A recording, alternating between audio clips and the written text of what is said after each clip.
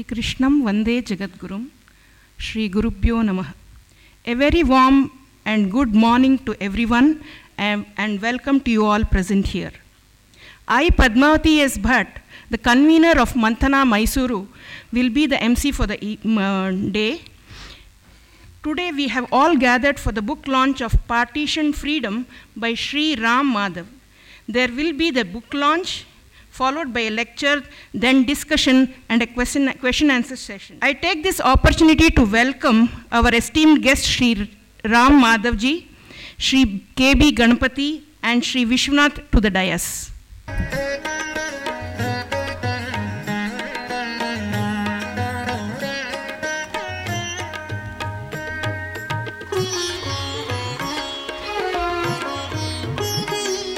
It is indeed my pleasure, and I am humbled to be standing amongst this erudite gathering. Let us begin this event by the prarthane and lighting of the lamp. I request Srimati Seema to render her prarthane and lighting of the lamp along with the dignitaries. Thank you.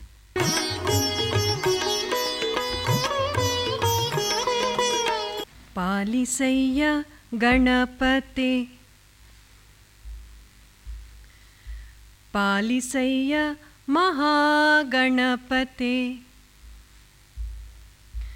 Palisaya Shri Mahaganapate Pavanatara Murti Paduve Stuti Kirti Pavanatara Murti Paduve Stuti Kirti Palalochana Sutta Gajamukhane Pashankushadhara Papavidurane Palisaya Ganapate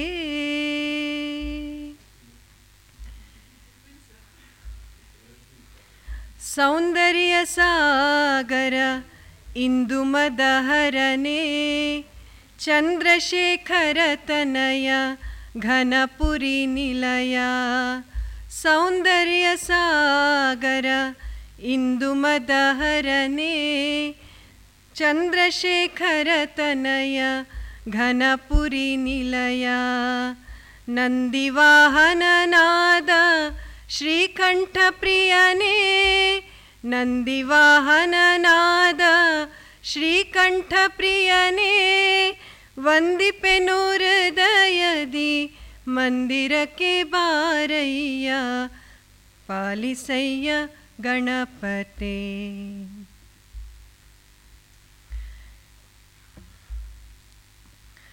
Kamita Paladata Kamakshi Sanjata Kamita Paladata Kamakshi Sanjata Shyama Sundara Krishna Karakamalarchita Swami Narayana Yatikara Pujita Swami Narayana Yatikara Pujita Premadi Salahenna Swami Shri Gananatha Palisaya Ganapate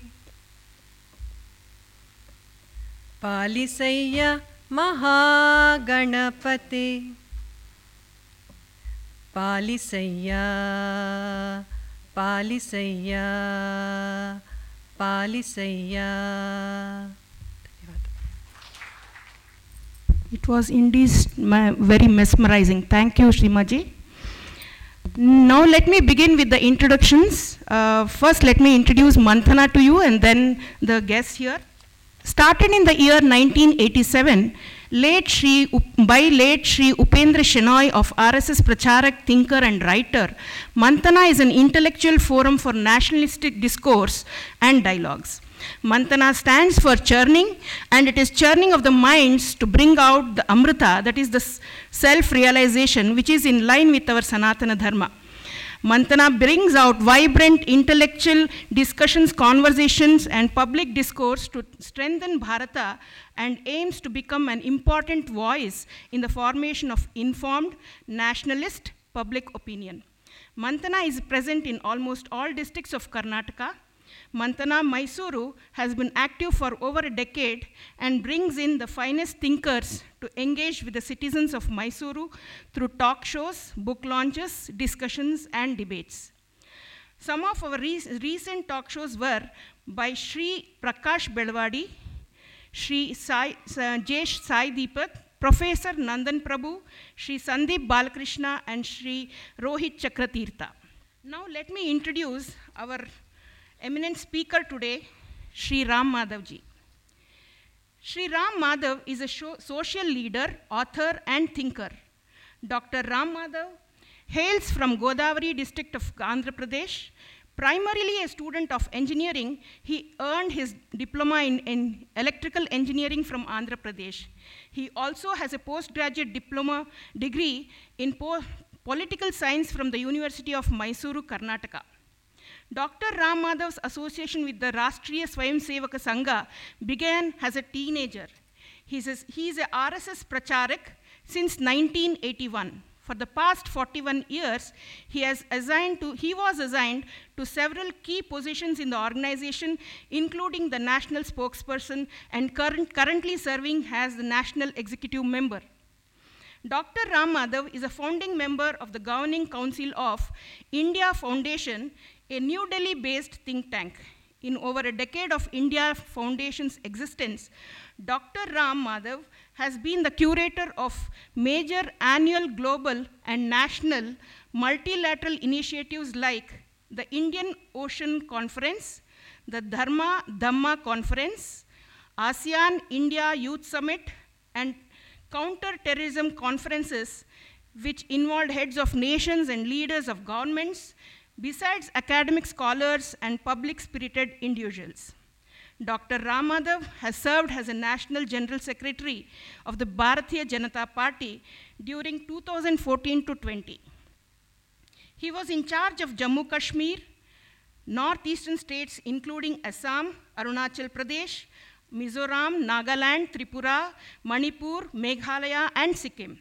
He was successful in establishing the state governments in 7 states. He is known for socio-political diplomacy across the nation and abroad. A renowned author and thinker, Dr. Ram Madhav has over 500 publications to his credit. He authored several books in English and Telugu that include The Hindutva Paradigm, Integral Humanism and Quest for a Non-Western Worldview, Because India Comes First, Reflections on Nationalism, Identity and Culture, and Uneasy Neighbors, India and China After 50 Years of the World.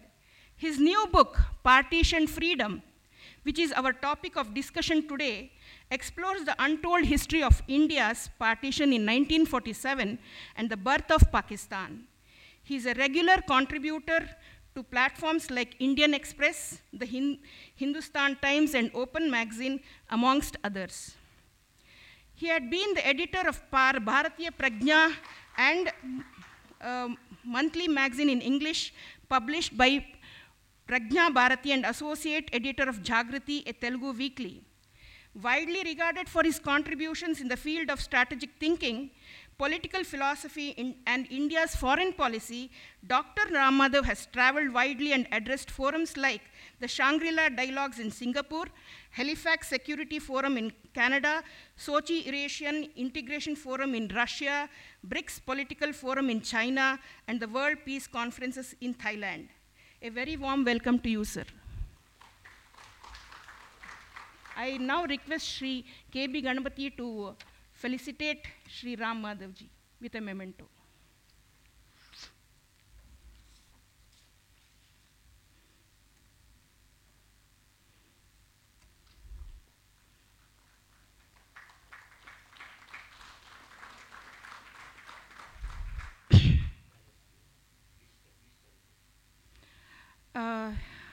Our next guest on the dais is Sri K.B. Ganapati.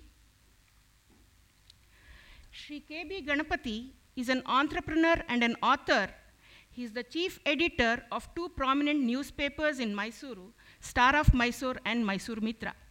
He has a bachelor's degree in arts and another bachelor's degree in law. He also holds a diploma in journalism from Bombay. Between the years 1961 to 65, he worked as an advocate in Karnataka High Court and civil courts in Bangalore.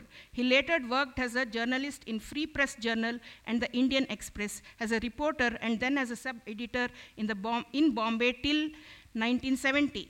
In 1970, he became the executive director of the advertising firm in Pune and stayed there till 1977. In 1978, he founded and published 2 newspapers in Mysuru. One is in English called the Star of Mysore and the other in Kannada called Mysuru Mitra. He has been the editor and the publisher of both the newspapers since then. He has been a regular contributor to the several newspapers and magazines, and he has been awarded with Karnataka Patrika Academy Award in 2001. He has also written and published a number of novels in Kannada and English. In 92, he wrote a novel called Adarshavadi in Kannada. Following year, he wrote a travel log called America, an Area of Light in English. The next year, he wrote another novel called The Cross and the Kurds in English. He also compiled a book called Abracadabra, which is a collection of his excellent columns. In 2009, he wrote another book in English called Gandhi's Epistle to Obama. He holds many key positions in many organizations in Mysuru. A very warm welcome to you, sir.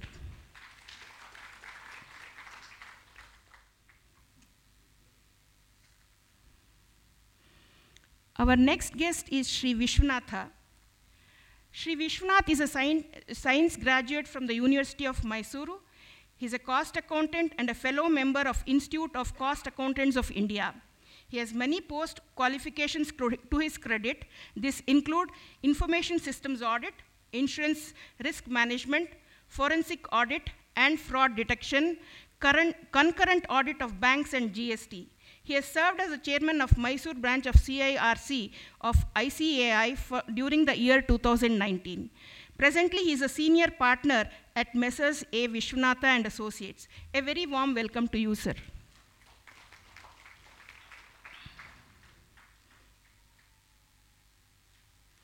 Now we'll move on to the next part of the event, our book launch. I request the guests to do the honors.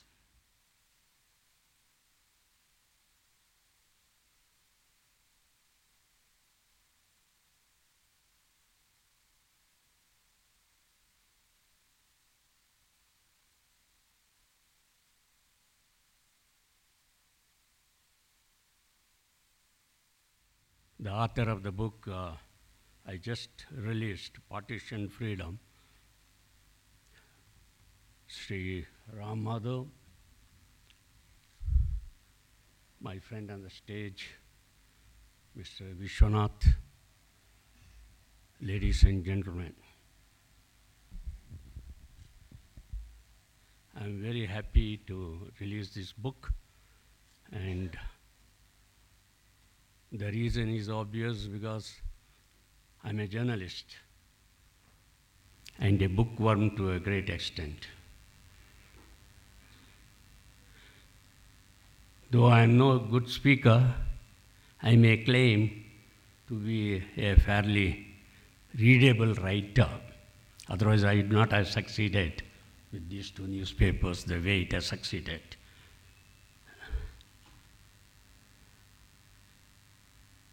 The title of the book is rather significant, I should think. Partitioned Freedom. I have heard of partitioned countries like Palestine. Earlier, after the First World War, the Ottoman Empire, and in 1947, India. But I always thought, Ms. Ramadhav, there are certain principles and things in life which are not possible to partition. It would be like asking a child, you love dad more or mom more? Between the two, whom do you love more? So, partitioning freedom is a very significant, also a curious headline. And as a journalist, My prize goes to the person who gave this headline, and it must be obviously the author himself, because he knows the significance and the hidden meaning of what he has written. Friends, the famous automobile mogul Henry Ford had famously said, "History is bunk." And he had good reasons to say that. And I am inclined to agree with him. As you know, history we always assume is only political history. In a society, when we talk of history, we talk of political history. There is a sociological history, there is economic history. Because wherever there is agricultural history, wherever there are people who live in a group as a society, there are many multi-dimensional approach to life. One approach is politics. Because just as nature does not accept vacuum, so also political power. There is no country in the world where we find political vacuum. There will be some leader who will hasten to fill up that vacuum. However, apart from, as I understand history, apart from Roman history, I think Indian history is the most complex, and it is like a fathomless depth of an ocean. You go many centuries in time to trace the history of India. We call Kashi an eternal city. I think India is an eternal country. In spite of many challenges the country faced over centuries, before Christ and after Christ, we still survived. But of course, in a truncated manner, geographically. But the spirit, the mind, the culture, the civilizational aspect of Hinduism is expanding. It never shrank. It is only geographically India shrank. Bharat, as a friend Sai Deepak would like to call Bharat. It is a paradox. The framers of our constitution call it India, that is Bharat. They have to decide one way or the other, either this is India or this is Bharat, period. They didn't do that. It is very difficult for me to accept. So, my friend Deepak, Sai Deepak, got an opportunity to probably explain on that aspect. I don't want to take much time because we are going to hear more about the book and other aspects of our country from Sri Ram Madhav himself. But I'd like to conclude by referring to two aspects which I hope he will cover in his talk. One is about the separate electorate for Muslims.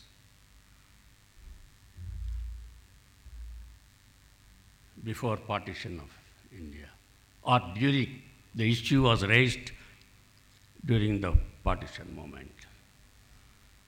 Another one is about the division of Bengal in 1905. Now, with regard to division of, and even there, the electorate, separate electorate issue, it was not proportionate to their population. The Congress conceded some concessions even there, for whatever reason, I don't know, and no historian has explained it why. There was no need. It's like that. When you ask for 1 inch, I give you 1 foot, and then you had it later. There is the mischief history plays on you, on a society, on a people who are not careful in negotiating. As President Kennedy said, in life you get what you negotiate for. So you got to be eternally vigilant when you are negotiating. Only after 1914, India got wiser in the matter of negotiating with the neighboring countries, not otherwise. Anyway, coming back to the partition of Bengal, it happened sometime in 1905 or 6, but in 1911, that is about after 5 years, the partition was undone. Bengal became one. I was just wondering, and I would expect Mr. Sri Ram Madhav to tell us about that. Why, if those days when we were under the British rule, Bengal, which was divided, could be brought together in 5 years, why we couldn't prevent the partition of the country when we got freedom? I don't know if the leadership was not up to the challenge at that given time. All tall leaders carrying different kinds of prefixes to their names, honors. What happened? Why they could not prevent? Only those who are uprooted from their own land will know the pain of being uprooted. South India, we are very lucky.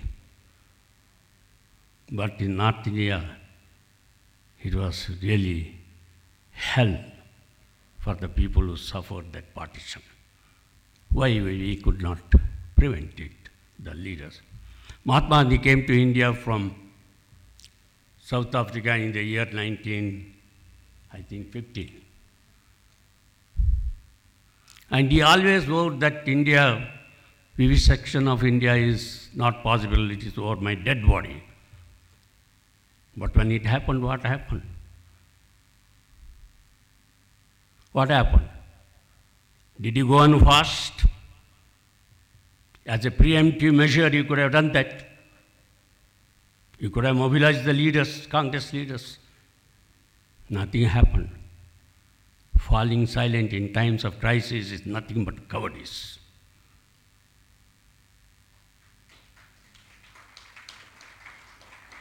So what should not have been done was done.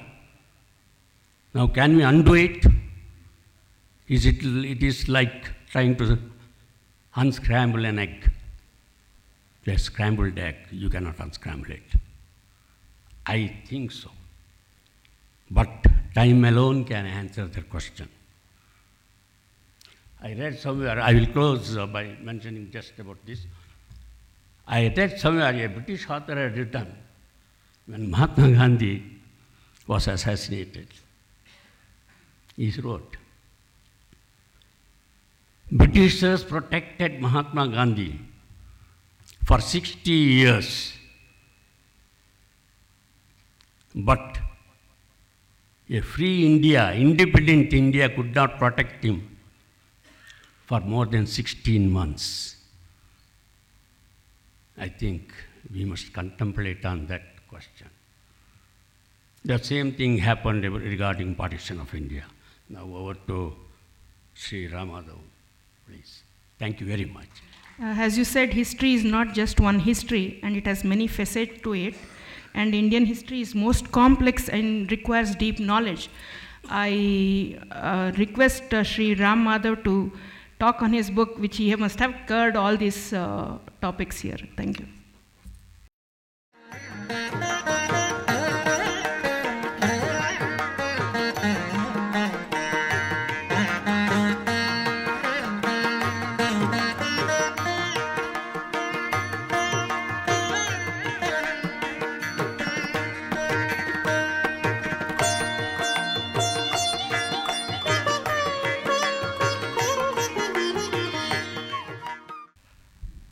Respected Sri Ganpati ji, Sri Vishwanath ji, all the eminent citizens of Mysore, my pranams to all of you. I am happy to be not only in this city but also in this campus. I am an alumnus of this campus. It's always a pleasure to be back here, although I must confess that I came only once to this campus before, because I was an external student of Mysore University. So we had that, you call it freedom or privilege, to not see the campus yet graduate. So I did my post-graduation from this university, so I'm a student, I'm an alumnus here, I'm happy to be back here. I also want to thank the organizers of Manthana here for arranging this program, more a book discussion, because this book is already several months old. So it's a book discussion program rather. And I am happy to see so many people in a small town like Mysuru interested in an English book of this nature. Obviously, as Sri Ganpati ji mentioned, he referred to a statement by Mr. Ford, but it was Napoleon who once said that what is history after all? It is a fable mutually agreed upon. If the writers and the listeners or readers agree about a certain interpretation, that becomes history. So probably the history that we talk about could be an interpretation. One may say that it is your interpretation. Today, so many people may agree with me, so many more may not agree with me. One thing is sure, those who write about history, any aspect of history, like I attempted to write about this history, we must remember that history is subject to interpretations. As I said, as Napoleon said, you can interpret it in whichever way you want and you will have your own audience to listen to. But we all must keep in mind that history doesn't have ifs and buts. Had it been not so, doesn't apply to history. History is about what happened. So as a historian, I must remember that when I write about history, I am free to write my interpretation, my own understanding of that history. But it is not merely to blame those people. My book is not about blaming anybody, because you can't have hypothesis about history. Had Gandhi not been there, what would have happened? How can you say? So it is not about blaming anybody, apportioning guilt or blame, but about learning lessons. That's what Nehru used to say. Those who forget history are condemned to repeat it. So draw some lessons from it. See, the objective of my book is only to understand the whole process and see if we can draw any lessons from it. And its relevance is because we are in the 75th year of our independence, Amrit Mahotsav we call it, and our Honorable Prime Minister also asked us last year to remember the tragic history of partition. Keep remembering about it, that this country was partitioned also. The day it was given independence, it was also partitioned, and remember that history of partition also. So partition Horrors Day you call it, Partition Remembrance Day you call it. We now started organizing that event on 14th of August annually. So I thought maybe it is relevant to throw some light on that history. Let me confess to you, my book is not about the horrors of partition as such, because there are several books already as to what actually happened in the name of partition, how many people died, why they died, how they died, all that is there. The rivers of blood that had flown, all that was there in history books already. My book is not about how, but it is about why. I am the author of the book. Naturally, I will be seeing the audience like you all. I will be very motivated to talk in detail about what all I had written in this book. I will be happy to do that, but my publisher will be very unhappy. If I tell you everything, you won't read it. So I won't take much of your time, but I will just give you a bird's eye view or a glimpse of what I intended to do through this book. Friends, this book is about actually two partitions, as Sri Ganpati ji rightly mentioned. India was partitioned for the first time in 1905. The British were having Calcutta as their capital. Calcutta was the capital of Bengal province also. Bengal was those days India's largest province with about 80 million people, about 8 crore people. Those days British Bengal included today's Bihar, today's Jharkhand, today's Bangladesh, today's Assam, and today's Bengal. That was the British Bengal province. And Calcutta was the capital. Calcutta was also the epicenter of India's independence movement, freedom movement. So many revolutionaries, so many freedom fighters were operating out of Calcutta. So British decided to split this national movement or weaken the national movement by creating a divide on religious lines, Hindu-Muslim divide. So they divided Bengal in 1905. There was a viceroy called Lord Curzon. So first partition of India on religious lines was done to one province called Bengal in 1905.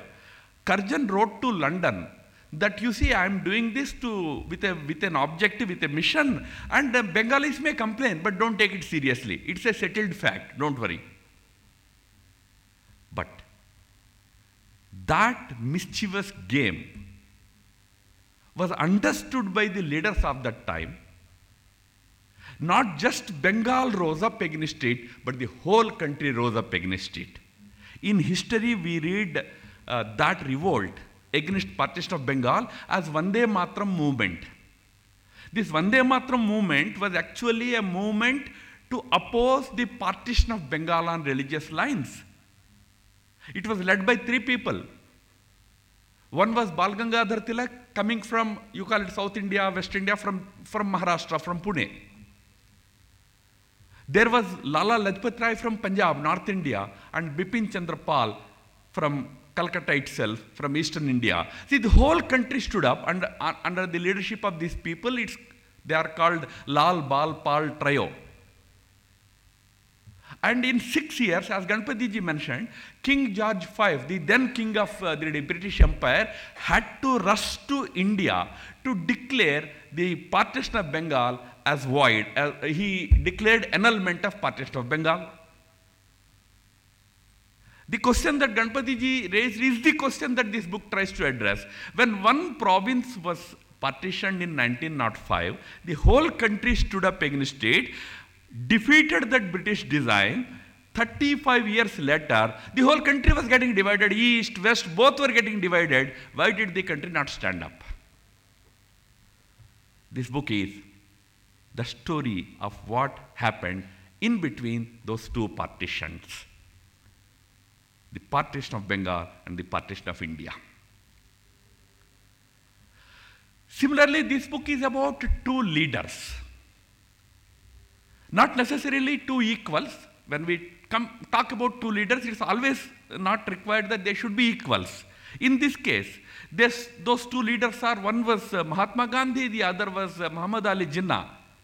Two different level leaders. One was a towering personality, other was a very mischievous political personality. But these two leaders were the prime movers on both sides of the fence. So my book is about these two leaders. Very interestingly, both the leaders came from same state of Gujarat. In fact, same region called Kathiawad, what is nowadays called as Saurashtra. Both came from there. Both were lawyers. Both went to London for their higher studies. Both secured their barrister degree in London. Both came back at different periods. Both became an integral part of India's independence movement. But their commonness ends there. It is these two leaders who were integral to India's journey to partition. So my book talks about these two leaders. Jinnah, his trajectory, and Gandhi and his trajectory.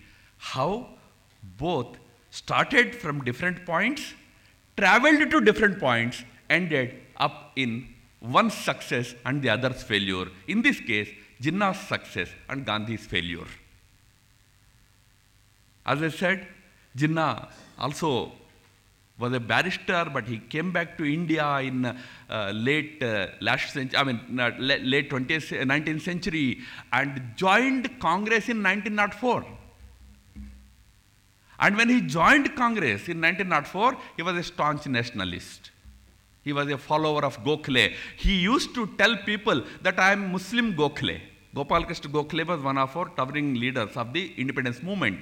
So Jinnah used to call himself as Muslim Gokhale.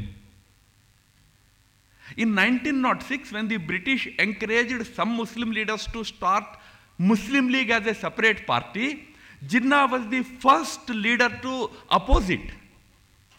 He said, we don't need a party separately for Muslims because Congress is there. We are all there in Congress.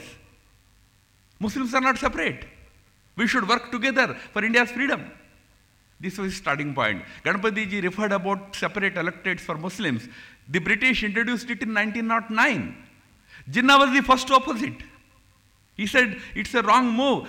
They are trying to separate Muslims from rest of the Indian society.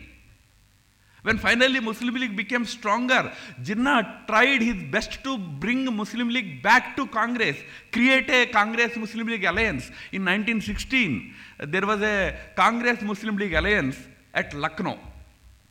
Lokmanya Tilak was the paramount leader at that time in Congress. Gandhi was not a big leader. Gandhi entered India only in 1915. Lucknow Muslim League Congress joint session actually had enthralled people like Tilak. Tilak declared luck now at Lucknow. He split the word of Lucknow into two words. He said luck now. Today we have the luck of Muslim League joining us. The person instrumental was Jinnah. In 1920, Jinnah left Congress. While leaving Congress, he blamed Gandhi. He said Gandhi will take Congress on the path of suicide. So I can't work under him. Now, Gandhi entered the Indian national movement in 1915 after his successful campaigns in South Africa. He returned to India in 1915, slowly became popular in Congress, and he became an important leader by 1920. Gandhi came with the belief that, Muslims and Hindus, Muslim League and Congress have to remain together, otherwise freedom won't come. So he was of the mindset that I should do everything possible to keep the Muslim leadership in good humor. Jinnah and Gandhi met for the first time in 1915 itself.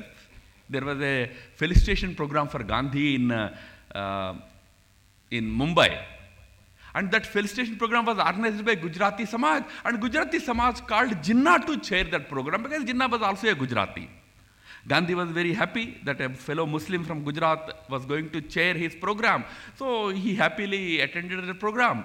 When Jinnah started speaking, Jinnah was a quintessential Englishman. So he started speaking in English. Gandhi stopped him. Gandhi said, "Yaar, you are a Gujarati. Either speak in Gujarati or any Indian language. Why do you speak in English?" It was a taunt, public taunt. Jinnah was a very arrogant person, very proud person. So he took offense to it. He did not stop speaking in English. He continued in English. But as a divide was created on the very first day, in the very first meeting, it went on growing. In 20, Jinnah left Congress. By 20, Gandhi became the supreme leader of Congress. Gandhi believed that I need to cultivate and develop another leadership in Muslims. He tried to do that for 20 years. But finally, Jinnah parted ways, and somebody who opposed separate electorates, became the champion of a separate nation for Muslims. Gandhi initially believed that he should please Muslims to keep them together. But when he realized that Jinnah was having his sway over Muslims, he decided that this Hindu-Muslim thing can wait, but India's unity is paramount. So after 1940, Gandhi was a changed man. He decided that India should at any cost should not be partitioned. Jinnah decided that at any cost, India should be partitioned. So the journeys or trajectories of both these leaders were very interesting, and my book talks about that trajectory. But tragedy is, in the end, the one who wanted India to be united, namely Gandhi, was defeated. The one who said that India, Hindus and Muslims are two separate countries, it should be divided, Jinnah, he won. My book is about how it happened and why it happened. And finally, my book is about two important lessons. One lesson is, you need to be prepared for utmost sacrifices to keep country united, to keep its integrity. If India were to be not partitioned again, it's not just Modi ji alone who should do that. The country, the people have to really resolve that, no, I am ready to make utmost sacrifices to ensure that this country is again not partitioned. Ganpati ji referred to one statement by Gandhi. In 1940, when Muslim League passed that resolution demanding a separate nation for Muslims of India, Gandhi said, it can happen only on my dead body. His actual statement was, vivisect me before vivisecting this nation. You have to cut me into pieces first, then only you can cut India. Nehru said, partition, this whole talk of partition is a fantastic nonsense. This is mad people discussing it. It doesn't happen, it cannot happen. Patel said, talwar se dhalwar bidegi. We will fight to the last man. We will draw our swords out, we will fight. But in front of all of them, India was partitioned 7 years later. Gandhi was reminded of his statement, the statement that Ganpati ji referred to. You said that vivisect me before vivisecting this nation, but in front of your own eyes, India is getting partitioned. Gandhi gave a very interesting answer. Gandhi said, yes, none of us wanted India to be divided, especially on religious lines. Gandhi never accepted the proposition that Hindus and Muslims were separate. He said, you are not separate, we are all one people. But he said, but what can I do? When I talked about vivisecting me, I was reflecting the sentiment of the people of this country. Because people were not ready for partition in 1940. But somehow in 1947, when the country was forcefully being partitioned, nobody was ready to come onto the streets to fight against the partition, and leaders became old. So that important lesson, that if you are not ready to fight back, you have the danger of another partition of the country. So be ever prepared for utmost sacrifices to ensure that this country's integrity is protected. And the final lesson, the second lesson that we should draw from it is to remember that partition was not just the partition of the lands, it was partition of the hearts also. We started believing that we were separate people. Very few Hindus probably believed, but a section of Muslims started believing that they are separate. It was actually a partition in the heart itself. I am not a part of this great society, great history, great culture. I am separate. So today, when we talk about Akhanda Bharat or reuniting this India, please remember, it does not just entail getting those partitioned geography back. It's not just about territory back. It's also about creating unity of hearts. Our hearts to be united. Even to this day, there are forces which promote this vociferousness in our society, in our communities.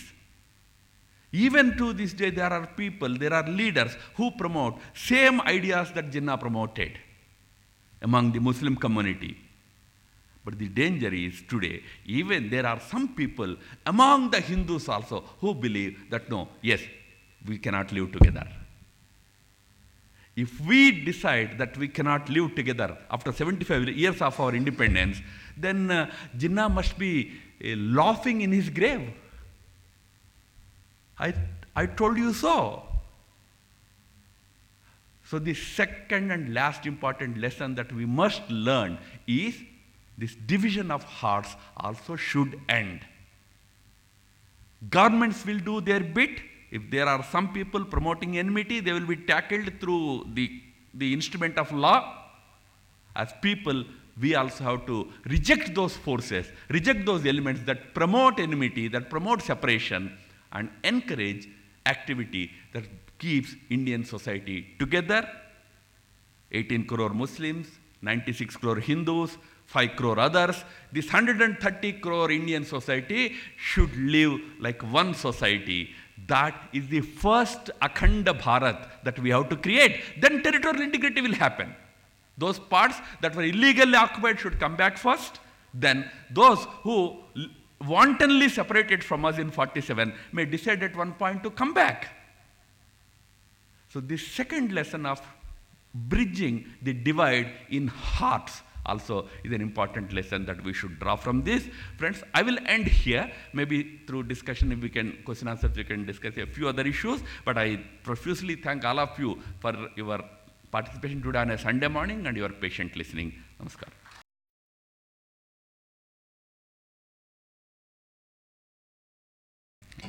You have mentioned that you have written about how, not how, but why partition, and I hope he has given us, everyone here, reasons to read his book and understand and learn from history of what he has written and to form a better future for our coming generations.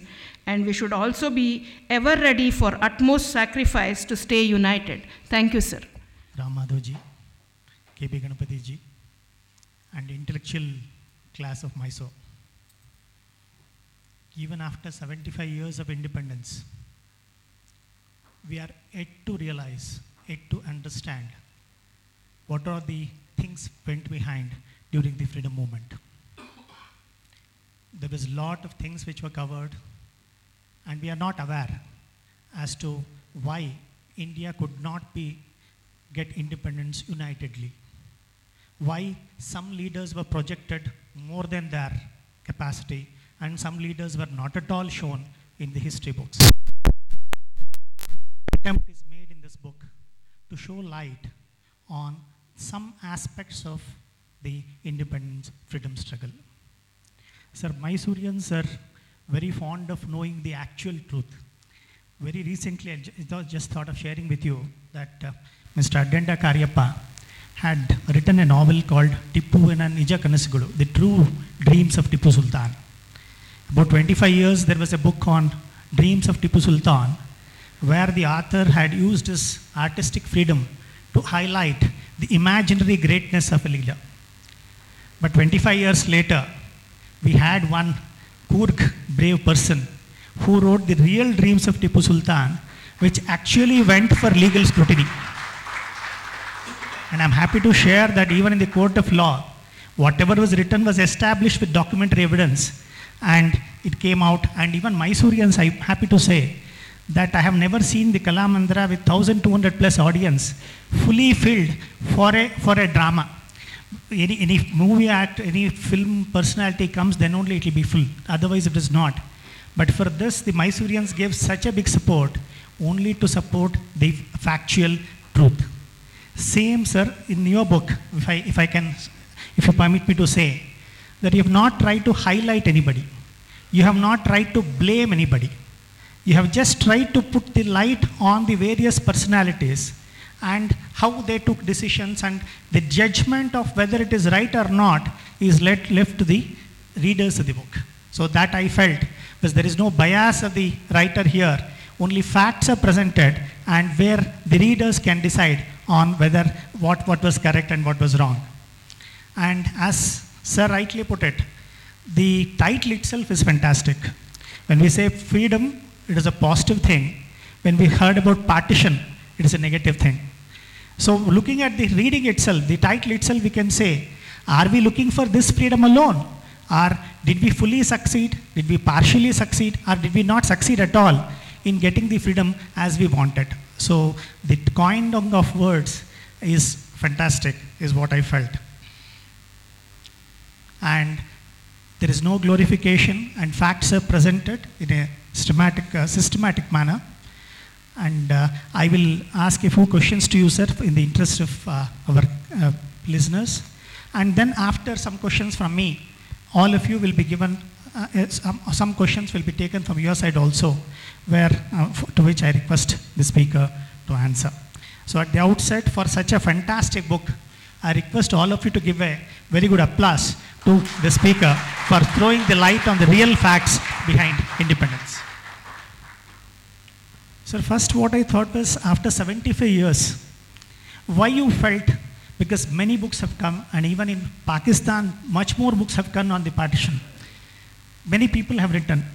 Why you felt that again, this has to be gone in, and why after 75 years, this topic is still relevant, and why you have to write it?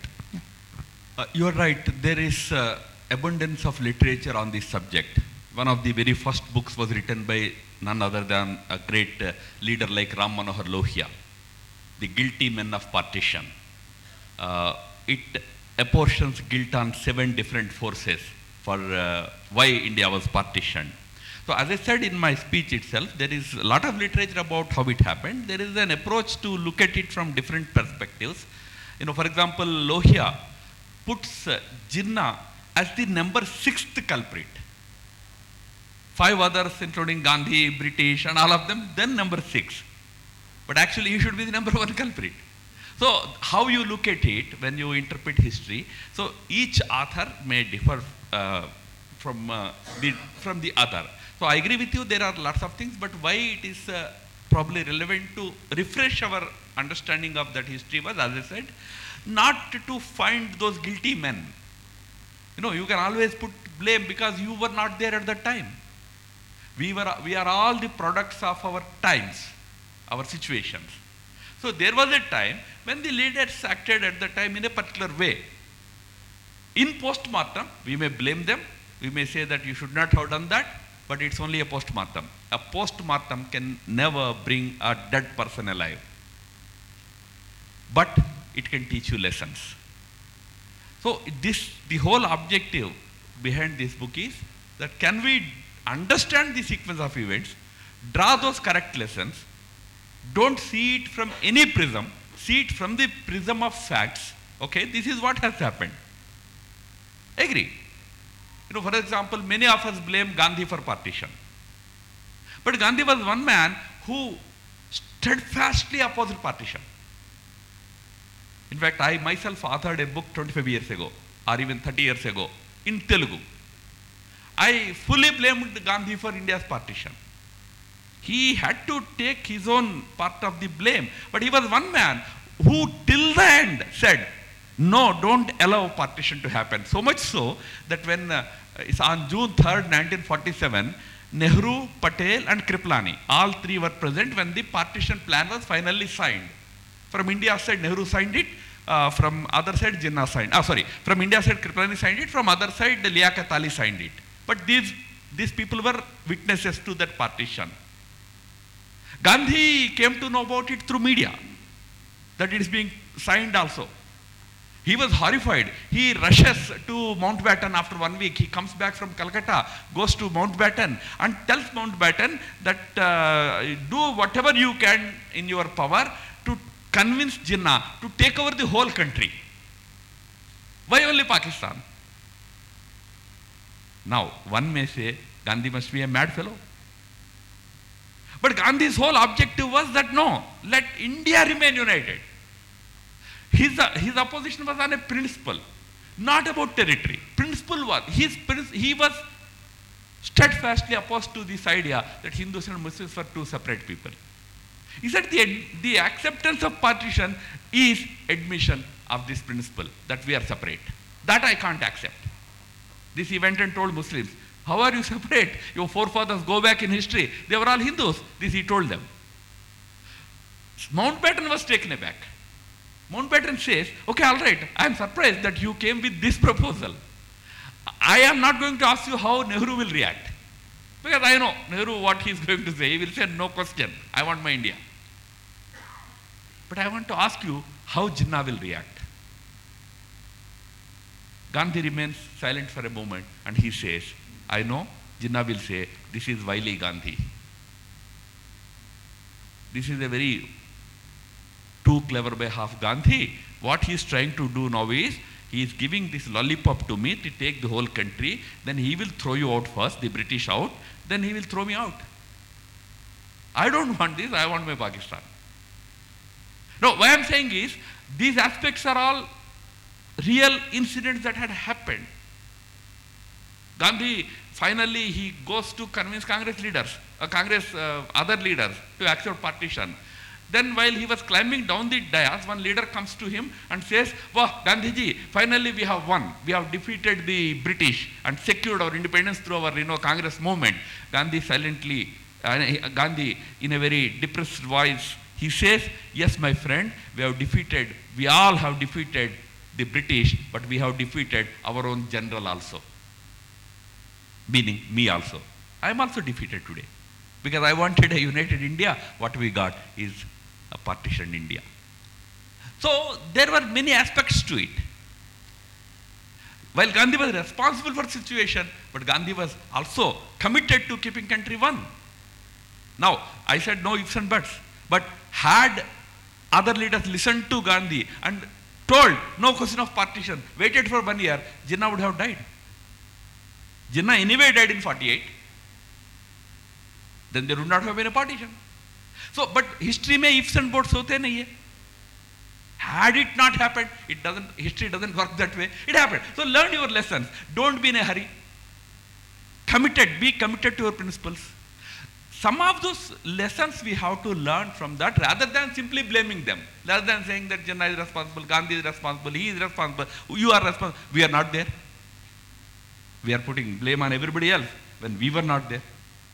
So this is the purpose, especially when Prime Minister asked all of us to remember on every 14th of August, the partition horrors also. We must remember them in the true spirit of learning lessons. That's the objective behind it. Thank you, sir. You don't want to blame anybody, but there are some leaders who are never given the true place where they were supposed to be given. And even some people are blaming some. For example, Swatantra Veer Savarkar. His respect, his commitment to nation is still questioned even today. Even Englishers say that they had to flee the country not because of non-violence movement, but because of Subhash Chandra Bose's revolt, or call for revolt. But all those things are never the part of history, and it is not truly reflected. What is your opinion on that? Yes, see, this pettiness is the post-independence disease in our country. Not according due respect for different people's contributions. This was not there during the freedom movement. May I tell you, Ambedkar never saw eye to eye with Gandhi. Until the end he blamed Gandhi. But it was Gandhi who prevailed upon Nehru to make Ambedkar a minister in the cabinet. Ambedkar was not from Congress. Those days that pettiness was not there. Do you know who called Gandhi Mahatma for the first time?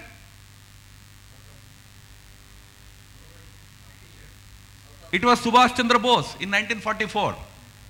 In 1944, when Gandhi turned 75, lot of messages of congratulatory messages poured in.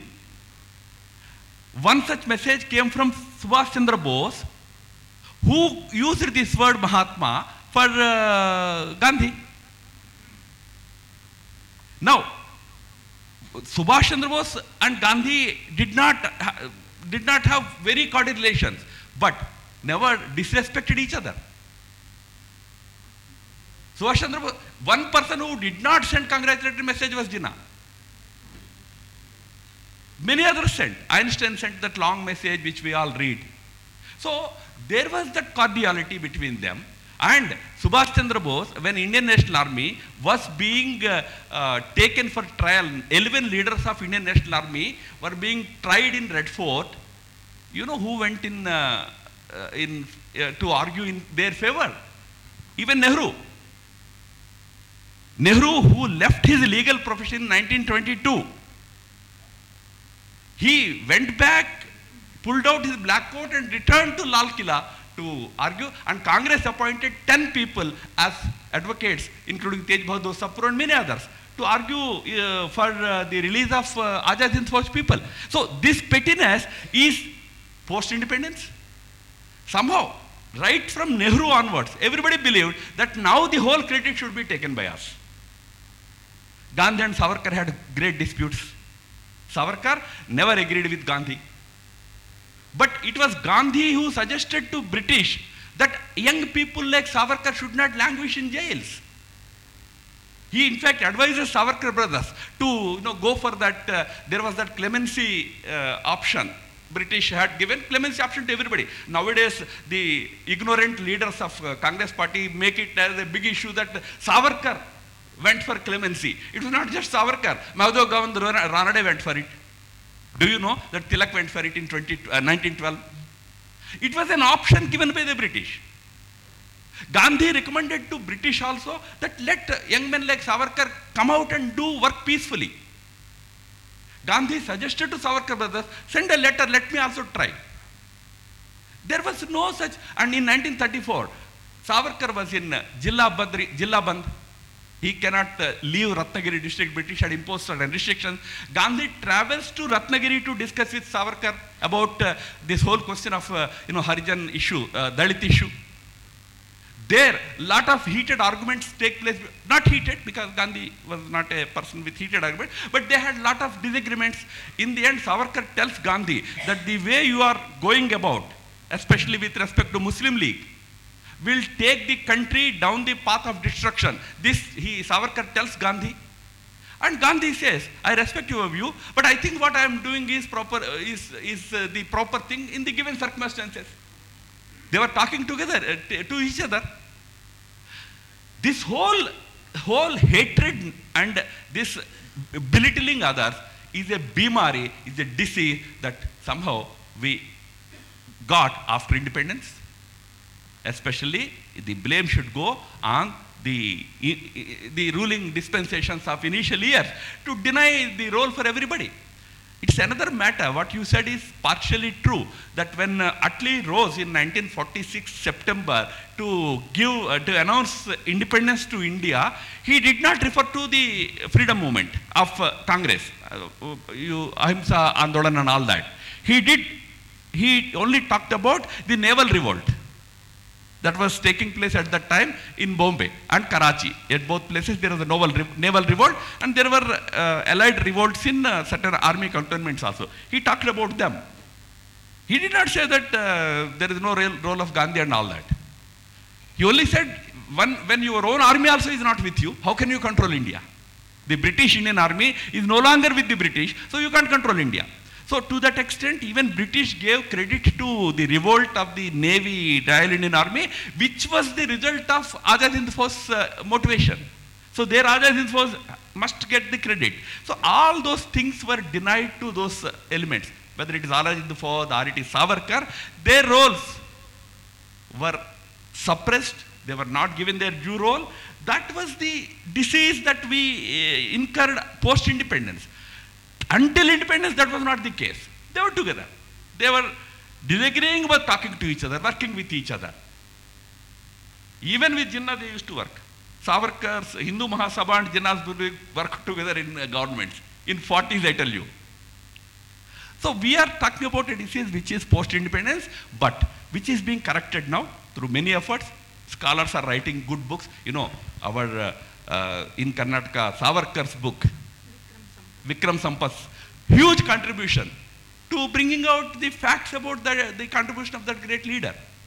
So like that today, literature is also coming out, and government is making a lot of efforts, Prime Minister is making a lot of efforts to give every leader his or her due place in history. Thank you, sir. In the freedom struggle, don't we feel that we gave too much importance to Jinnah? Because there are other Muslim leaders who are pro-Congress and pro-United Freedom, Khan Abdul Ghaffar Khan and others you have mentioned.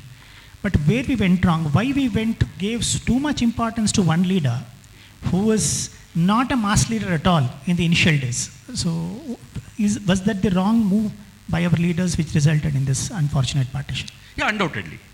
Undoubtedly.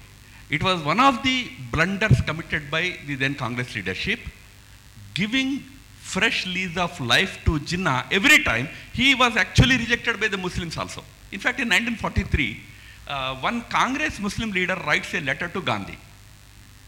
In that he blames Gandhi for a very interesting reason. He says, you are a Gujarati Pakshapati. You understand the word Pakshapati?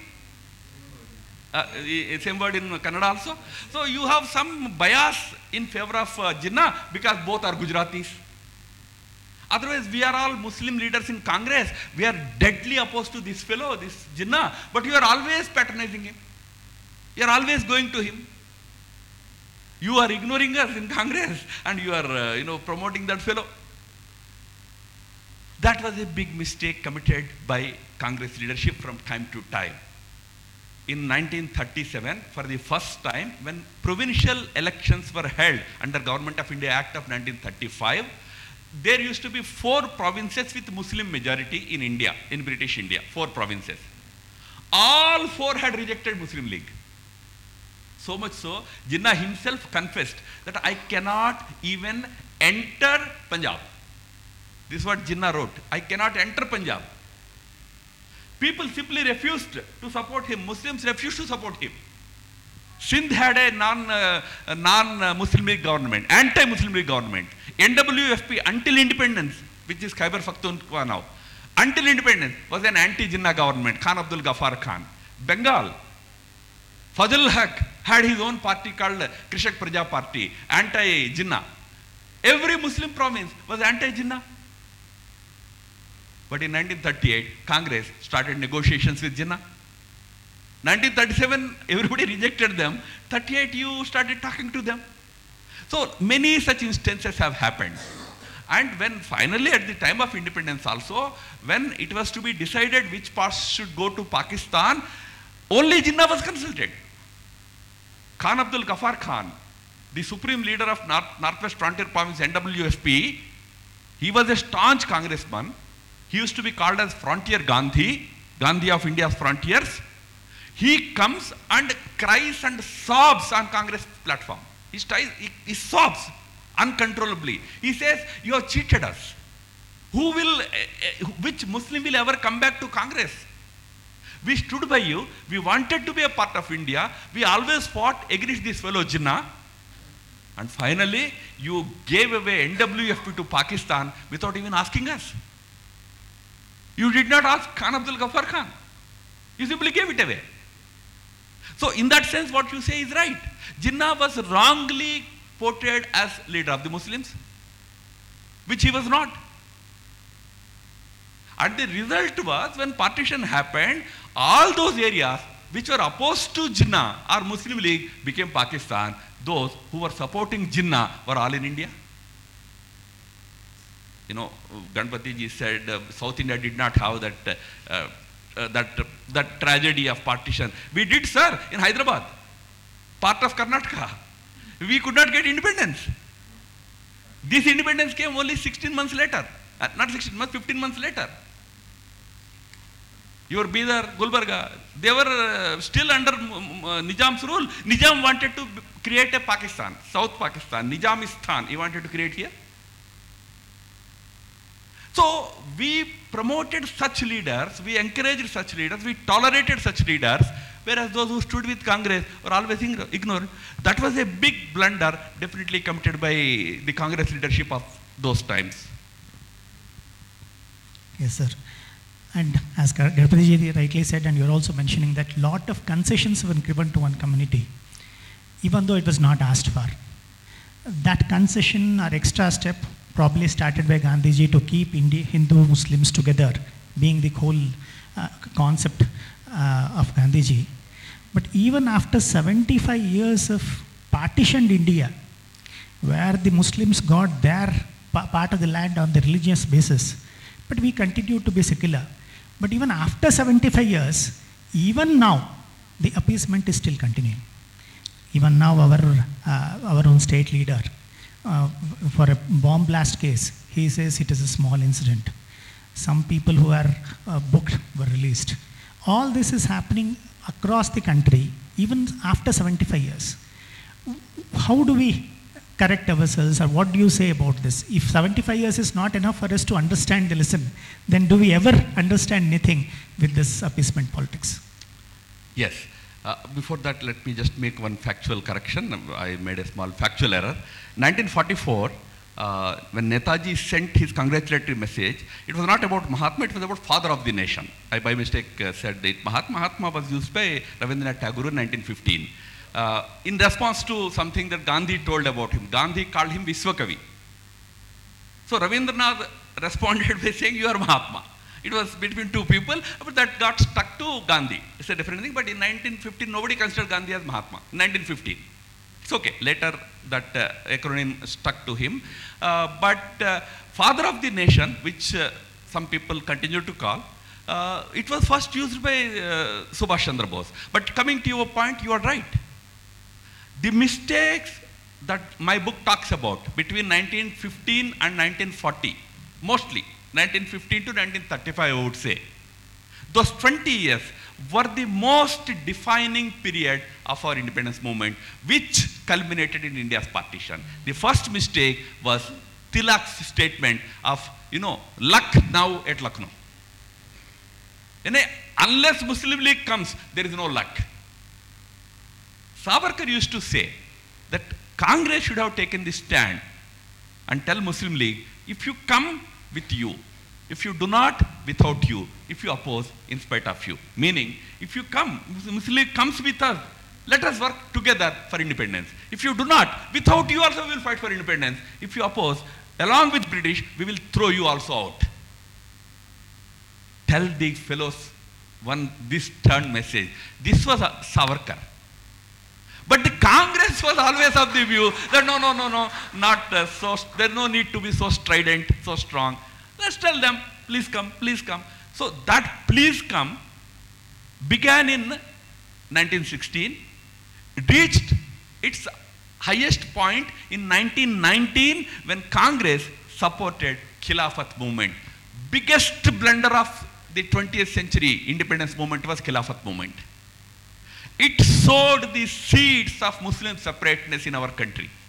Otherwise, in 1907, when Savarkar wrote First War of Independence book, he praised Hindu-Muslim unity in 1857, in that war. But 1919, we established the extra territorial loyalty of the Muslims, and we legalized it. We legitimized it. Khilafat was the biggest blunder. And you know who was the first president of Khilafat? Any guess? Gandhi. 1919, even before he became a senior leader in Congress, he was made by Maulana Abdul Bari and others. He was invited to become the president of the Khilafat movement. Gandhi readily agreed. Anna Besant was there. She told Gandhi, don't do this. Madan Mohan Malaviya was opposed. But unfortunately, Tilak was not there. Tilak went away to London to fight a case against Valentin Chirol, a defamation case. He was out of the scene. Gokhale died in 2015. Madhav Govindra Ranade died. All seniors eclipsed. Those who remained did not have that control over the Congress organization. Gandhiji entered. Gandhiji made the first tactical blunder of supporting Khilafat. No looking back. Then 23, Vande Mataram song was rejected. Hindi language was rejected. Hindi, Muslim League said, if you want us with you, don't use Hindi in your Congress sessions.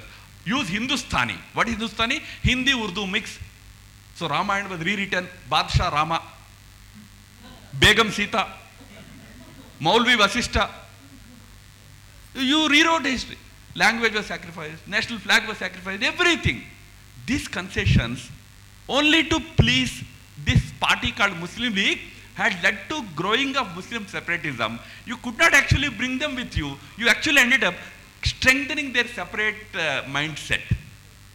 Big lessons for you today, for all of us today. We have to be careful. Don't deal with everybody. Of course, you have to deal with everybody in politics. But be firm on certain principles. No compromise on that.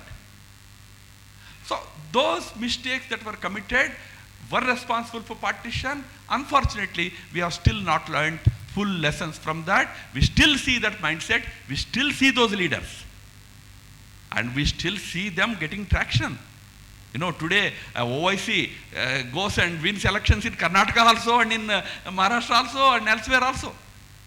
This separate mindset continues. We need to be very wary and very careful of these forces. With the limitations of what you can share, because as you said, publisher would not like it. As you rightly mentioned, in 1905, Britishers played a mischievous role, tried to divide Bengal of 8 crore population.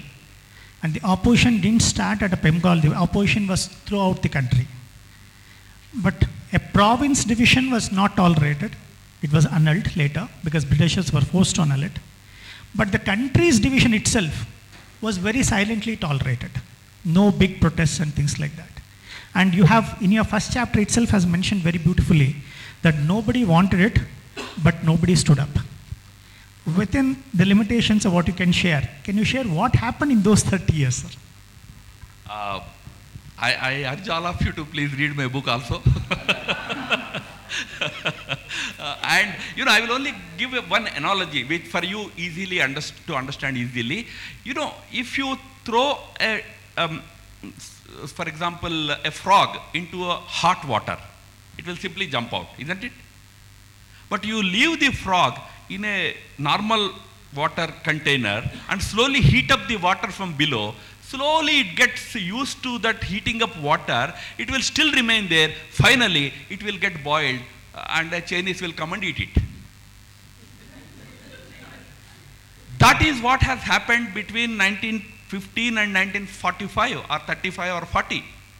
We slowly got used to a situation where we forgot that we should fight back.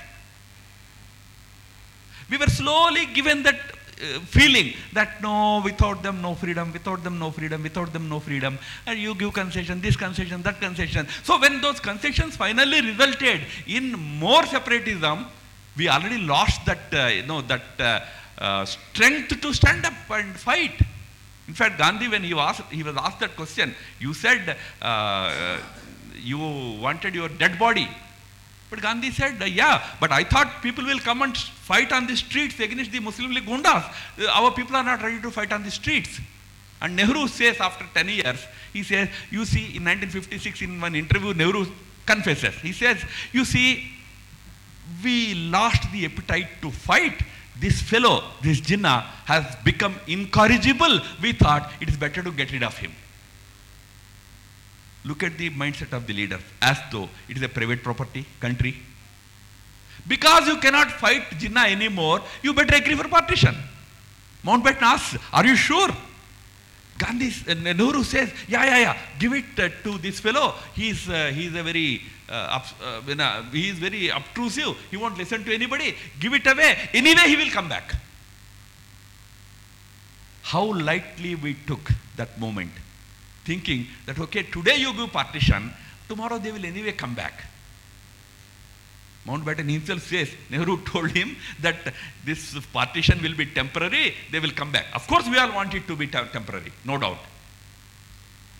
But can leaders take it so lightly? To allow it? So, that's what I'm saying.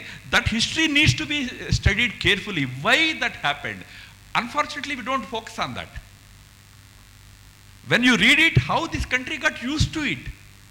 How you got completely, absorbed in that mindset that okay, जाने दो. But कोई गया ही नहीं है.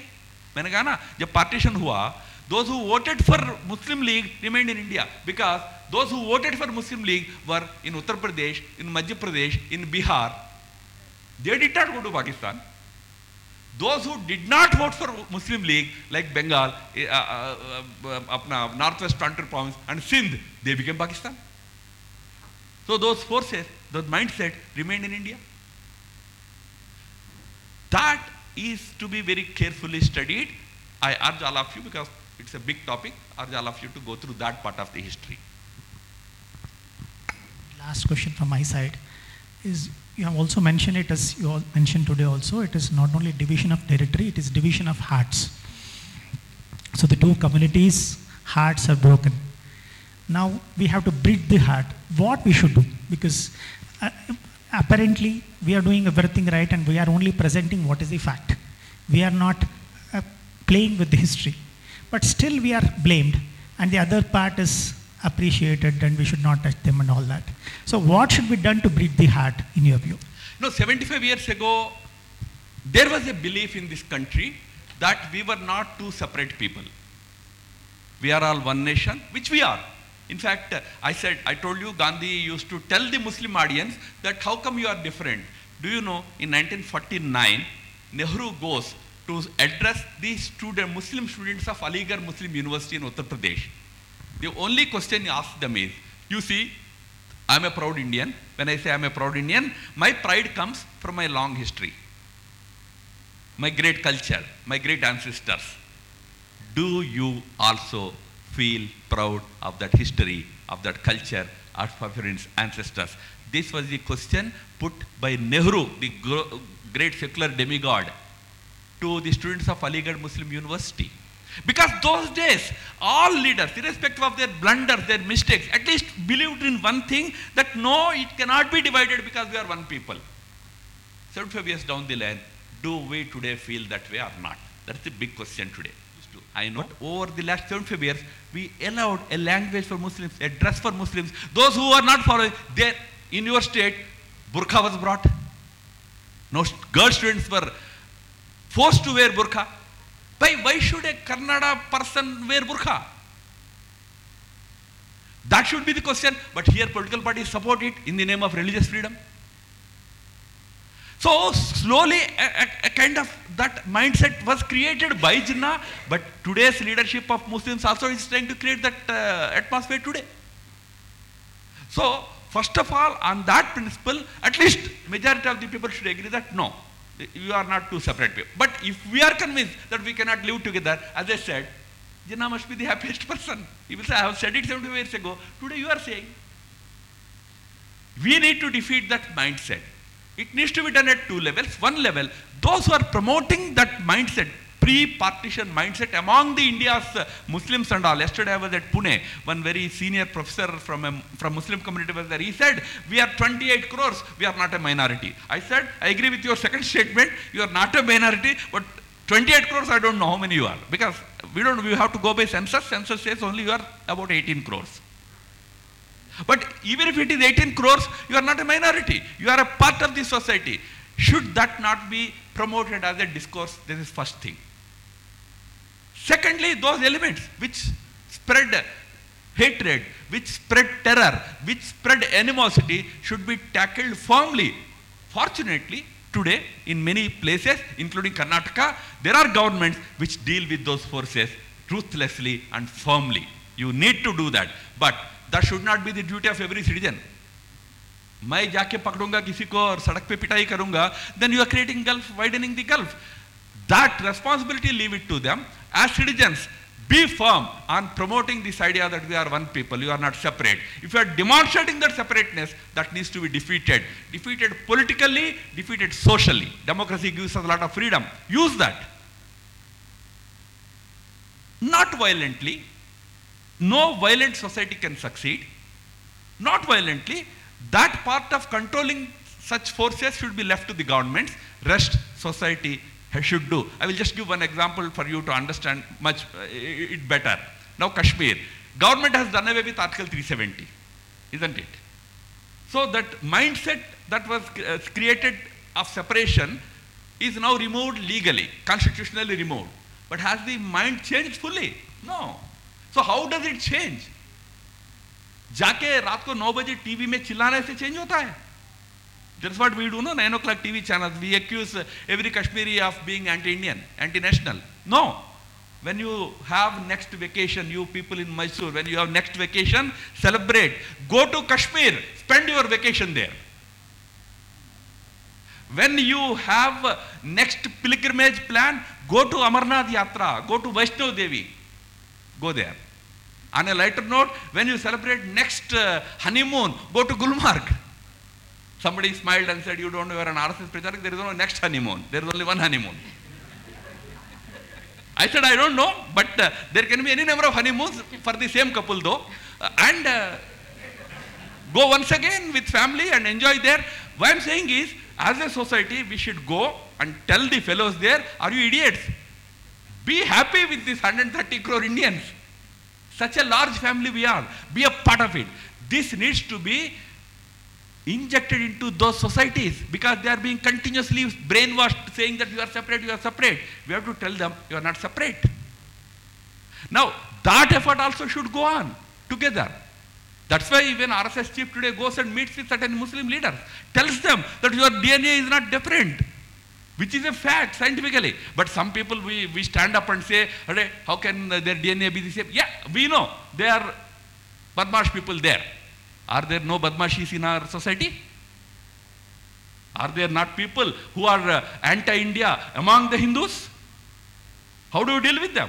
If there is a Maoist in Chhattisgarh, how do you deal with him? Same way you deal with all these separatists, all these terrorists, through law, through institutions like police and other places, other institutions. But larger effort should be to keep this country one and united. That with a force of conviction we have to do. My only worry is today, our conviction got diluted. In many cases, we also started believing we can't live together. That is the happiest news for New Age jinnahs like OIC and others. They will say, you see, RSS, BJP people are also saying Muslims are separate. I think we need to think about it a little more seriously and with little more confidence. You know, we are such a big society, such a great leadership we have. We should be more, courageous in dealing with such tendencies in the society. Thank you. Lord, in Hindu mythology, we have 60 years of Samvatsara. After that, 61st year starts again. That is why we call in Kannada that Aravatendare Aralu Maralalla Matte Araluvudu. Mysore Rotary people have already done what you have said, sir. Recently they have been to Kashmir and with the same family they have enjoyed and they have come back. So I just wanted to share with you. Now the forum is open for questions from audience. Mic will come to you. Just use the mic and ask. I have one question. So, Yeah. I have one question. It is about Eves and Buds of history. It is about Eves and Buds of history. Yes. Do you think at the time of partition in 1947, there was migration of people from both sides. But instead of selectively migrating, the choice being left to individuals, if there was sovereign exchange of people, because the country was divided on the basis of two-nation theory. The Muslims said, for us, our religion is a nation, not the geography of the land where we live. So in such a situation, do you think it would have been better for independent India and also independent Pakistan to have exercised this choice of sovereign exchange of people? Ambedkar wrote about it. Ambedkar advocated. Ambedkar said, I don't say advocate, Ambedkar said in his Thoughts of Pakistan that, having promoted this venom called, Muslim separatism, you could have completed the process by going for population exchange. Jinnah talked about it only once in 1945, only once. He realized that theoretically it may be a proposition, practically it is just not possible, he left it. Now, coming to the question of the two-nation theory, the fundamental problem was at that time that one party was saying we are two nations, the other party was not agreeing to it. Like Jinnah, Muslim League was saying, it said we are two nations, but Congress was rejecting. Congress was saying, no, we are not two nations. So, if had both agreed that we were two nations, probably what you said could have been thought of. But there was a belief that no, we were not two separate nations. But then I will bring you to that important aspect of whether population exchange could have taken place. Imagine taking Muslims from Kanyakumari district and putting them in Pakistan and bringing Hindus from Comilla in Bangladesh and putting them in India. How gigantic it would have been. And these numbers were not small. These numbers were equal to populations of countries. Crores, not even lakhs, it was in crores. Could it have been easily done? Again, hypothetically speaking, maybe as a theoretical proposition, yes, but practically it would have been impossible. Because even in 1947, large number of Muslims in especially rural India were actually practicing local customs only. In fact, in 1891, the British came out with religious census. In that, they noted that in Bengal, when they went to enumerate Muslims, they found that Muslims were also celebrating Durga Puja. Muslims were also celebrating Diwali. Muslims were also doing Chhat Puja. Chhat festival that women do. So the British recorded that they were Muslims by religion, but by practices they were also partly Hindu. So there was that kind of a situation until early 1900s in this country. Muslim separatism grew. And please remember, when that partition, when that voting happened in 1937 and 1945 at the time of the elections, only 10% of the Indian people had voting rights. Not all. Unlike now, the universal adult franchise was not there at that time. Only a limited section, educated, zamindars, moneyed people, these had the urban people had the voting rights. So it was these people who supported two-nation theory. Had the option been given to ordinary people, we don't know whether they would support it. Whether if you ask some Hindu in Bangladesh to come to India, whether he will come, I tell you, you may say that you don't know, they will come. I tell you, in 2014, we exchanged enclaves. There are certain enclaves of Bangladesh in India. There are certain enclaves of India in Bangladesh. There were. So we decided to exchange them. When we exchange, those enclaves in India will become India. Those enclaves in Bangladesh, although they were India, they will become Bangladesh. That was the agreement reached out between our two sides. But the enclaves in Bangladesh had Hindus because they were Indian enclaves. The enclaves in India had Muslims because they were Bangladeshi enclaves. So an option was given to them if you want to switch your countries, like, since your enclave will become, your village will become Bangladesh from tomorrow, if you want to go to India, please go. 1 lakh plus Hindus were there in those 20 plus enclaves, Hindu enclaves. 10,000 agreed to come. The rest said no. It's our forefathers' tribes. हम यही है, ये हमारा गांव है, हम ये छोड़ेंगे नहीं. So it's not easy. But theoretically, had that happened, probably would have lived a better life. Having agreed for partition, you should have done it completely. But then we did not agree also. So it's a very complex thing.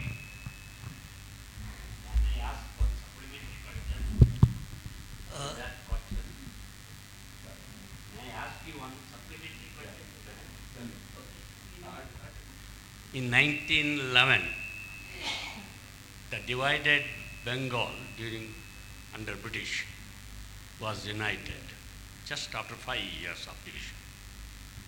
So do you think there is any chance now of divided India being united? One day it should happen. 1905 it was easy because Bengal's Muslims were not in favor of that partition. In fact, the very brother of Bengal, Nawab, was also opposed to it. He was with Congress, and as I said, Jinnah was opposed to it. There was not many takers for it, so it was easy at that time. Not going to be so easy now. I agree with you and Mr. Ganpati that history is a big elephant. Historians are blind men because it is the eyes of the beholder.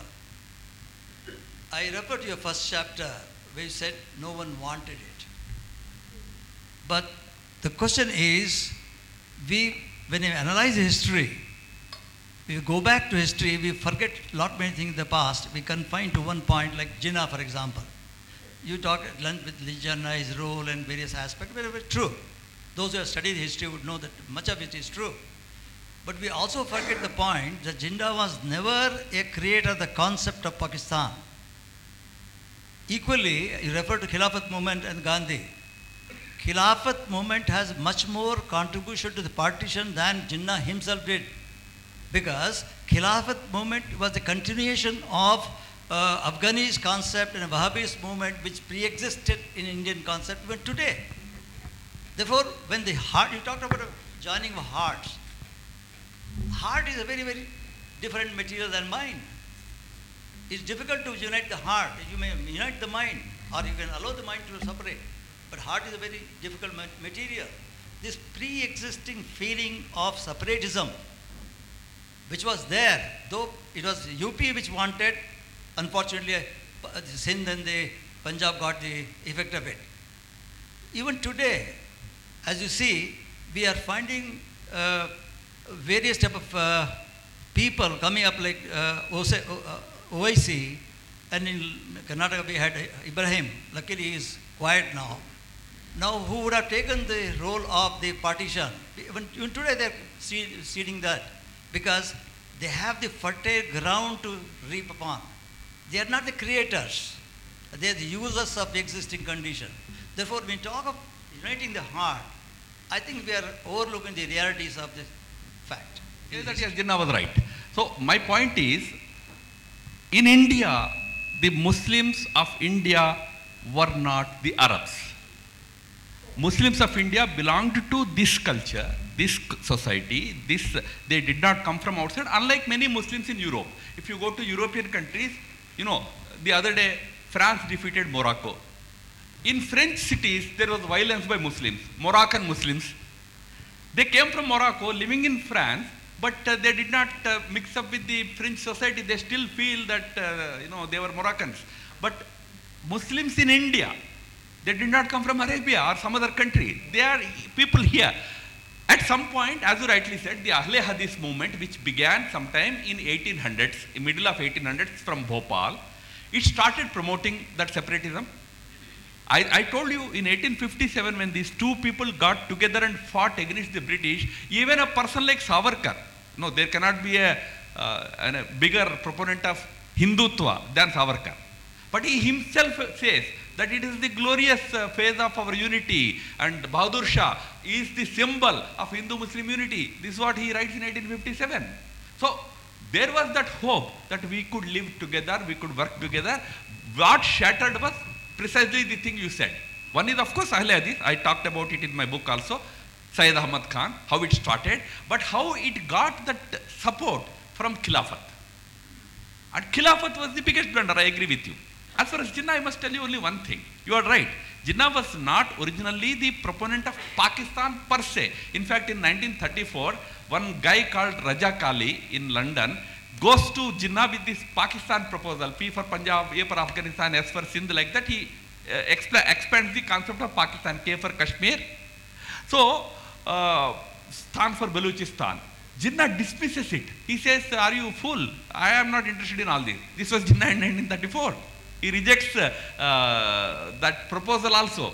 But in 1940, when that resolution was moved, it was by Jinnah. He gives a big speech of two-nation theory. And I must again tell you, you are right in the sense that in 1945, Jinnah confesses to one of his friends that although I am asking for a separate country, I know it is not going to come. I will get a separate group of states. The Muslim states will be created as a separate group. I will get control over them. In 1945 also, Jinnah was not sure of Pakistan. Cabinet mission plan happened in 1946. It only proposed 3 groups of provinces. One group, Muslim provinces. One group, Hindu provinces. The third group, which will have Maharajas, their kingdoms and all that. Even then the proposal was not to partition India on religious lines. But finally we agreed. So, you are right. I mean, he was also not confident. That's why I said, had we waited for one more year. Attlee, when he sent Mountbatten, the deadline given to Mountbatten was, in fact, he gave 3 instructions to Mountbatten. Instruction 1 was, keep India united if you can. This was instruction 1. Many of us blame British for partition of India. He said, if you can keep it united, keep it united. If you cannot keep it united, number 2, he says, divide it judiciously. Do it justice to everybody. I mean, don't create a mess out of it. And third, he says, in any case, please bring British out of it. We are stuck. We are in a big soup. Let us get out of it. But he says, do it by April 1948. Deadline given was middle of 1948. But Mountbatten was in a hurry. Nehru was in even greater hurry. Jinnah was not in a hurry. Jinnah steadfastly refuses the Pakistan given to him. He calls it moth-eaten Pakistan. He says, I want full Punjab, I want full Bengal. Then only I accept it. Churchill sends a message to him. Churchill was leader of opposition. Churchill says, you are an idiot. Take whatever you are getting. If you delay it, you are not going to get even this. Because British are anyway going to leave India. Once British leave, nobody is there to help you realize your dream. Churchill sends this message to Jinnah. So there, that point, earlier somebody raised that point, had Gandhi gone on a fast, that no, I won't agree for partition, maybe Nehru would have agreed. Nehru, Patel would have relented. So there are many ifs and buts. You are right, even Jinnah was not fully sure about securing Pakistan, but we allowed it to happen. And remember, we are paying the price for it. The other point that you raised, that mindset. Pakistan is also not just a country, it's a mindset. That mindset can be there in Karnataka also. It is there. Why I said it can be? It is there everywhere. We are fighting that mindset even to this day. I wanted one question. You said geographically it is not enough to unite. We have to win the hearts. Half the question Mr. Vishwanath asked you. Another one, I think he left. You only said that 18 crores of people are there, Muslims. And I say it is wrong. There is another 18 to 20 crores of Hindu people also who are with Muslims now. For example, you know the JNUs, Bharati Tugde Hone Wale. Our own leaders are stands with them. So the strength is more than, you have to unite. How many hearts you are going to unite? One is the Muslims heart and the Hindu divided. There are 2 groups in Hindus now. So how many hearts, because triangular contest is there now. Is there any option other than that? Country has to be clear. You can't allow this tendency to come back again. We paid a very heavy price. Can't have another partition or another division in this country. मैं भी पंजाब में संघ का प्रचारक रहा। उस समय Syed tsunami करके एक बहुत बड़े इतिहासकार उनसे मेरा अक्सर मुलाकात होता रहा। जब मैं पूछा आखिर ये जो समस्या है भारत और पाकिस्तान के बीच में, इसकी अंतिम हल क्या हो सकती है?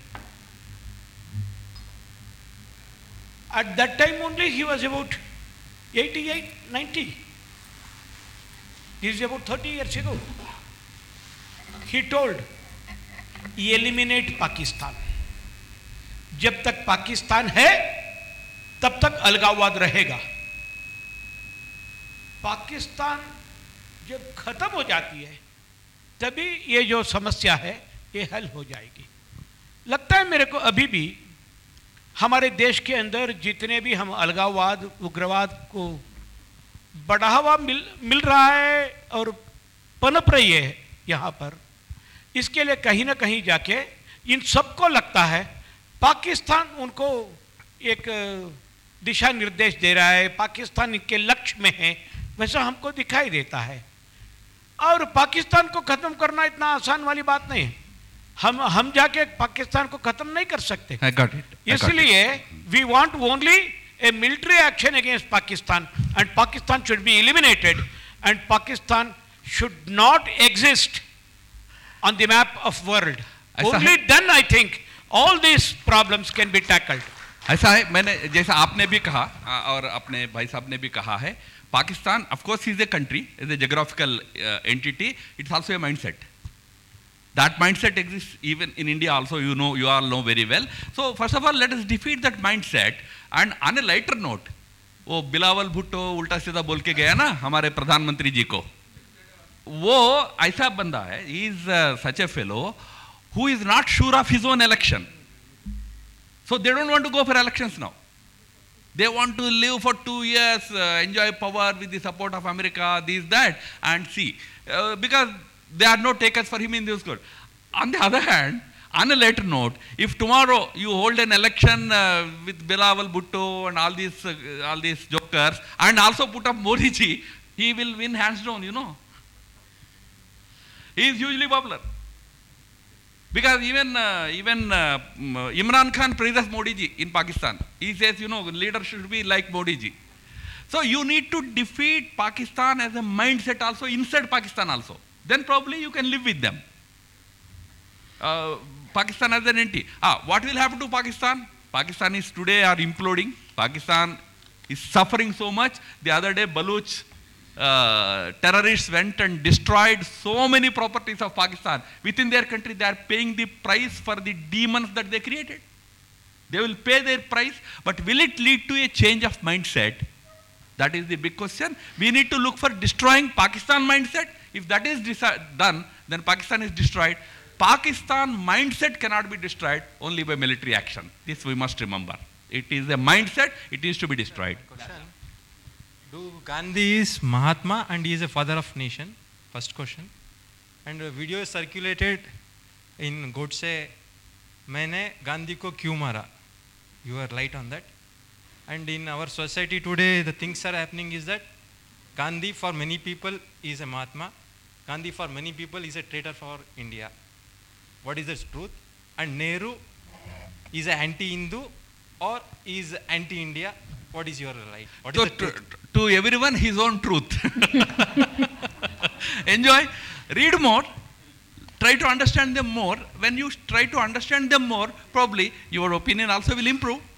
Right now, yes, I agree with you, you are very right, that there are people who intensely love Gandhi, there are people who intensely hate him. Only thing I say is, in all this, hate is not our culture. Hate. Oppose. Disagree. Say that you are wrong. But hate is not our culture. Why? I am saying, when Ram went to defeat Ravan on the battlefield, the first thing he did was to say pranam to him. You are such a jnani. You are such a scholarly person. I respect your scholarship. Of course, I will kill you tomorrow. But today I will respect you. So hate, I think, is not Indian. Don't hate, but disagree. Fully disagree with Gandhi. Say that Gandhi committed, my book, half of it is Gandhi's mistakes, blunders. But then you also agree that he finally realized that he made a mistake. So when he was making mistakes, why were others silent? Then the question will come. The who made him Mahatma? Okay, you don't use word Mahatma. Then why were you silent? He was leading Khilafat movement. You should have stopped him. Some tried to stop. So that's why I say that probably we should assess, analyze our history dispassionately, not with passions. With passions, you get to a conclusion, not necessarily always the correct conclusion. Because I have experienced it in my own life. I told you, 25 years back I wrote a book, and 25 years hence I wrote a slightly different book. Not fully different, but I had certain more realization. So as you grow up, you know more things, then be ready. Have that intellectual honesty. Only point is, you cannot be intellectually dishonest to say that any amount of truth comes before you, you will not change your opinion. That is the dishonesty. Be intellectually honest. You know, Gandhi, in his complete works, he says at one point, when you see my opinion divergent from one point to another point, like I said something in 1915. In 1915, Young India, he wrote that is it possible to throw British out of India? Do we have that capacity? So you can read that and say Gandhi was pro-British. But then subsequently he fought against them. So he says, if you find my statements to be contradictory to each other, take the latest. Not dishonest. He says, in my journey, life journey, I have learnt more things, understood things better. Now today I refined my opinion. So take the latest opinion as my opinion. To say this requires intellectual honesty and intellectual courage. Many times what happens is, we say something and we hang on to it. नहीं, हम तो उस विचार के हैं, ऐसे ही रहेंगे. नहीं. One should have intellectual honesty. With honesty, approach the lives of all these people. Remember, all have contributed to the greatness of this country, contributed in the blunders in history also. Assess them. Friends, thank you very much. Thank you, sir, for this wonderful session. Very interesting questions today and very interesting and enlightening answers also. Let me finish with a vote of thanks. On behalf of Manthana Mysuru, I take this opportunity to thank our esteemed guest, Shri Ram Madhavji. His address to us was enlightening. We know he is a busy person. Still, he has made his time to be with us today. Thank you, sir. I now thank Shri K.B. Ganpati ji and Shri Vishwanath ji to be with us and help us with the book launch and the discussion. It was indeed our privilege to have you both here, sir. I now acknowledge and thank our friends from the media who has taken time to cover this event. Thank you all. I thank Shri Vijnana Bhavana for providing this excellent venue. They have always been kind to us and have provided this venue many times. Thank you. I would like to thank our patrons who have unconditionally supported